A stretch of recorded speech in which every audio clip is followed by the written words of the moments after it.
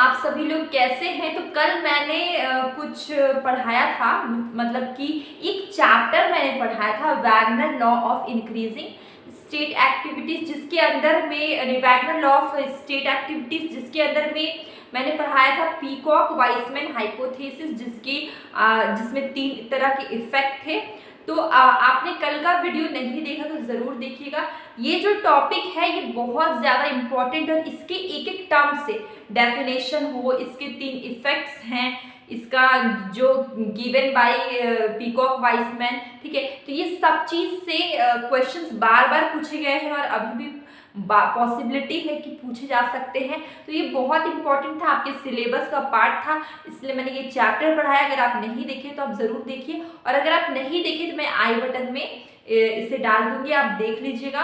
और आज हम लोग क्वेश्चंस कर रहे हैं। देखिए क्वेश्चंस आपके मैंने कंसेप्ट एंड इंट्रोड्यूसर टाइप का क्वेश्चन ले लिया है, ताकि आप क्वेश्चन कंसेप्ट एंड इंट्रोड्यूसर से भी कर लीजिए, और भी हम लोग क्वेश्चंस अलग अलग टाइप के करेंगे। देखिए क्वेश्चन क्या है, इन्वेस्टमेंट मल्टीप्लायर, ठीक है। मल्टीप्लायर मैंने बहुत बार पढ़ाया है, ठीक है। मल्टीप्लायर आपने बहुत बार पढ़ा है। आपको बताना है कि मल्टीप्लायर किसने ये किसके द्वारा इंट्रोड्यूस्ड हुआ है, ठीक है। तो ये जो मल्टीप्लायर है ये इंट्रोड्यूस्ड हुआ है केन्स के द्वारा। और मल्टीप्लायर को किससे डिनोट करते हैं, के से करते हैं। और इसका मैंने 3 फॉर्मूला बताया था, ठीक है। First is 1/1 minus MPC, this is first formula. MPC क्या है, मार्जिनल प्रोपेंसिटी टू कंज्यूम, ठीक है। अब सेकेंड फॉर्मूला इज 1/एमपीएस, ये फर्स्ट फॉर्मूला, ये सेकेंड। एंड थर्ड फॉर्मूला है, ये मैं नहीं बताऊंगी, आपको कमेंट बॉक्स में बताना है, क्योंकि जितनी बार मैं इस टाइप के क्वेश्चंस आ जाते हैं मैं हर बार बताती हूँ, और पर्टिकुलरली मैंने एक वीडियो में भी बता के रखा है, तो आप इसे कमेंट बॉक्स में बताइए, ठीक है। तो ये 3 फॉर्मूला है मल्टीप्लायर का, होता है फर्स्ट 1/1 माइनस एमपीसी, 1/एमपीएस। और ये जो फॉर्मूला है इससे क्वेश्चंस भी आ जाते हैं, बार बार पूछे गए हैं, ठीक है। एमपीसी मान लीजिए आपका गिवन है 0.5, ठीक है। और आपको निकालना है मल्टीप्लायर, तो आप कैसे निकालें, k is equal to 1/1 minus MPC. MPC की जगह पे आप रख लेंगे 1 माइनस 0.5, इसको माइनस करेंगे तो क्या आएगा 0.5, इसको कटिंग कर देंगे तो कितना आंसर आ जाएगा, 2 आ जाएगा। तो इस तरीके से आपको न्यूमेरिकल क्वेश्चंस भी आ जाते हैं, ठीक है। डायरेक्टली फॉर्मूला भी पूछा जाता है, तो ये बहुत ही इंपॉर्टेंट है, ठीक है। अब मान लीजिए एमपीएस की बात करें, तो क्वेश्चन में मान लीजिए एमपीएस, ठीक है, गिवन होगा 0.5, ठीक है। और आपको निकालना होगा मल्टीप्लायर, तो आप क्या करेंगे, k इज इक्वल टू 1/एमपीएस फॉर्मूला यूज करेंगे। अब एमपीएस क्या है, 0.5 है। अब आप क्या करेंगे, यहाँ से पॉइंट को हटा देंगे, यहाँ पे 0, इसको कटिंग करेंगे तो आएगा 2। इस तरीके का क्वेश्चन आपसे पूछा जाता है, इंपॉर्टेंट है, इसलिए मैंने ये क्वेश्चंस ले लिया, ठीक है। इसका आंसर आपको क्या समझ में आया, मल्टीप्लायर किसने इंट्रोड्यूस किया, केन्स ने दिया, ठीक है। इसके बाद नेक्स्ट क्वेश्चन है the goals of monetary policy, ठीक है। ये जो मॉनेटरी पॉलिसी है इसका गोल क्या है, ठीक है। तो मॉनेटरी पॉलिसी और फिस्कल पॉलिसी मैंने पढ़ाया है।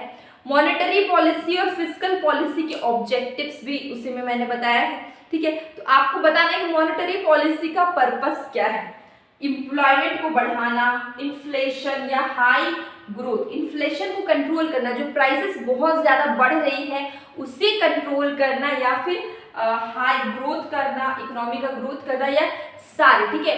तो अगर हम बात करें मॉनेटरी पॉलिसी की, तो मॉनेटरी पॉलिसी में ये एम्प्लॉयमेंट को भी बढ़ाता है, प्राइसेस को भी, जो बहुत ज़्यादा प्राइसेस बढ़ रही है उसे भी कंट्रोल करता है, और साथ ही ये ग्रोथ भी करता है, ठीक है। तो answer will be D, answer will be D, इसका आंसर हो जाएगा डी। नेक्स्ट क्वेश्चन ये है कि early models of endogenous growth are associated with, ठीक है। तो ये मैंने नहीं पढ़ाया है, मैं पढ़ा दूंगी क्वेश्चंस करवाने के साथ, मैं अलग से टाइम निकाल के चैप्टर्स जो नहीं करवाए हैं वो भी धीरे धीरे मैं करवाती जाऊंगी। अब मैंने शुरू किया है, मैं टाइम निकाल के क्वेश्चंस के साथ साथ चैप्टर्स भी करवाऊंगी। तो देखिए ये क्वेश्चन क्या है कि early model of endogenous growth are associated with, तो इसमें है Harrod and Domar, Solow and Swan. ये वाला किसके द्वारा एसोसिएट हुआ था? Endogenous growth, early models of endogenous growth, ठीक है। तो इसका आंसर हो जाएगा लुकास एंड रोमर। ये किसका मॉडल है? लुकास एंड रोमर का, ठीक है। इसके बाद इसका आंसर हो जाएगा आपका डी, लुकास एंड रोमर, ठीक है।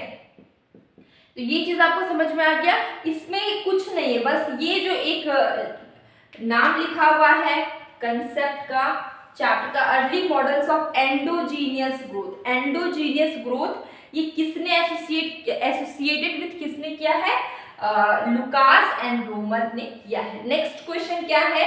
द टर्म क्रिएटिव डिस्ट्रक्शन, ठीक है, ये जो है टर्म क्रिएटिव डिस्ट्रक्शन है, ये कौन से चैप्टर, किसकी थ्योरी का है, ठीक है। तो कोई भी वर्ड भी आ जाते हैं, ठीक है, उस चैप्टर को अगर आप डीपली पढ़े हैं तो आपको सब चीज पता होगा। जैसे इनोवेशन बोल दे या ये कौन से चैप्टर का है, तो इसी तरह से एक वर्ड यहाँ पे है क्रिएटिव डिस्ट्रक्शन। ये एसोसिएटेड विथ, ये किससे एसोसिएट हुआ है? पॉल सैमुएल्सन से, स्टिग्लिट्ज से, शुम्पीटर से या केल से, ठीक है। ये जो क्रिएटिव डिस्ट्रक्शन है ये जोसेफ शुम्पीटर का ये कंसेप्ट, उसी की कंसेप्ट में से ये वर्ड आया है क्रिएटिव डिस्ट्रक्शन। तो इसका आंसर हो जाएगा शुम्पीटर। तो answer will B C, Schumpeter.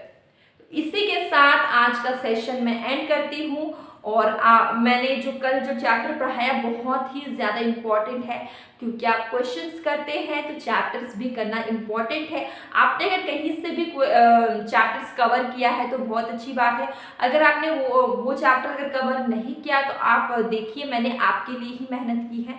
और अगर आप इस चैनल में नए हैं तो आप सब्सक्राइब कर सकते हैं। और मैं बहुत सारे क्वेश्चंस मैं डेली करवाती हूँ, रेगुलर बेस पे करवाती हूँ, और आपको सारे वीडियोस एक पर्टिकुलर प्लेलिस्ट में मिल जाएंगे, जिससे कि आपको ढूंढने में कोई भी दिक्कत नहीं होगी।